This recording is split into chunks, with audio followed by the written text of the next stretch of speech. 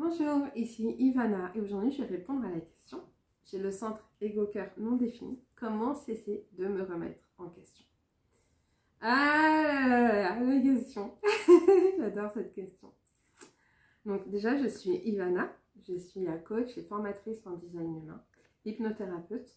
Et depuis 10 ans, j'ai accompagné des centaines et des centaines de coachs et thérapeutes à créer et développer leur activité, et notamment à l'aide du digital, mais pas que.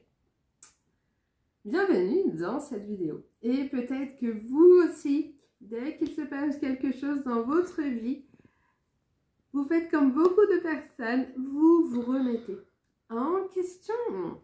Et ouais, alors ça, moi qui suis entrepreneuse et qui accompagne beaucoup d'entrepreneurs, c'est quelque chose de très récurrent. Mais il n'y a pas que dans ce domaine-là où on se remet en question. Voilà. Alors, je vous invite tout de suite à regarder votre charte et à regarder si votre centre ego-cœur est défini, donc colorié, ou s'il est non défini, c'est-à-dire non colorié, donc blanc. Si votre centre ego-cœur est colorié, alors vous avez un bon soutien de votre ego et cette vidéo n'est tout simplement pas pour vous et vous avez énormément de chance.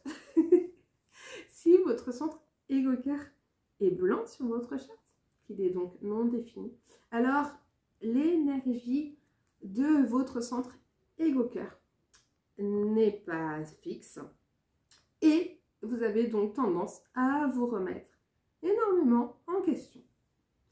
Principalement, je dirais, pour les générateurs et les générateurs manifesteurs, lorsque vous êtes désalignés et donc que vous vivez de la frustration. Pour les générateurs manifesteurs, il peut y avoir de la colère également. Pour les projecteurs, ça va être de l'amertume. Pour les manifesteurs, de la colère. Voilà.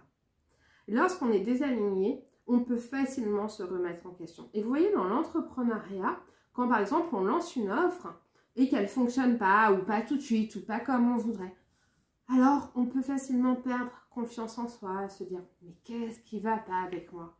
Mais pourquoi les gens ne m'aiment pas? Mais quel est donc le problème que j'ai? Mais qu'est-ce que j'ai mal fait ?» etc.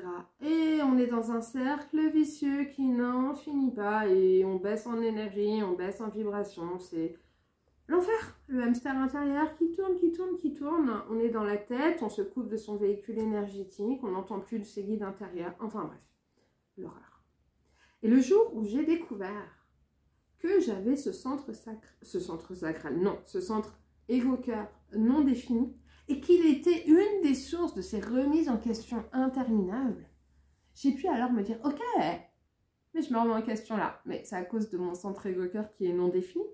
Donc, on se calme, tout va bien, je suis parfaite telle que je suis, puisque nous sommes tous et toutes absolument parfaits tels que nous sommes. Et je vais plutôt regarder à l'extérieur, c'est-à-dire sortir de l'enfermement de mon ego, de cette roue du hamster qui regarde vers soi, hein. Qu'est-ce que j'ai mal fait, qu'est-ce que ceci, c'est vraiment on regarde vers soi et on cherche tout ce qui pourrait ne pas aller, donc c'est vraiment de l'ego qui est tourné vers soi, pour me retourner vers l'extérieur et me dire mais si cette offre-là ne prend pas, c'est peut-être que les gens n'ont pas compris l'intérêt, si cette offre-là ne prend pas, c'est peut-être parce que j'ai mal écrit ce que je voulais faire passer comme message.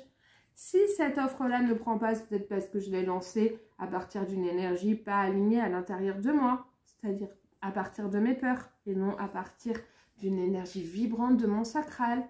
Pour un projecteur, ça pourrait être, si cette offre-là ne prend pas, peut-être parce que je n'ai pas attendu d'être reconnue pour la sortir, et etc.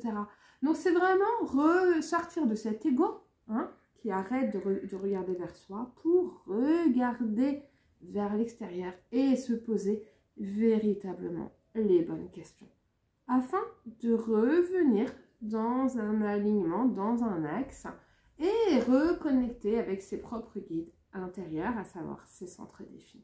Voilà, j'espère que cette clé va vous être fortement utile, tout comme elle l'a été pour moi. Merci, ciao ciao.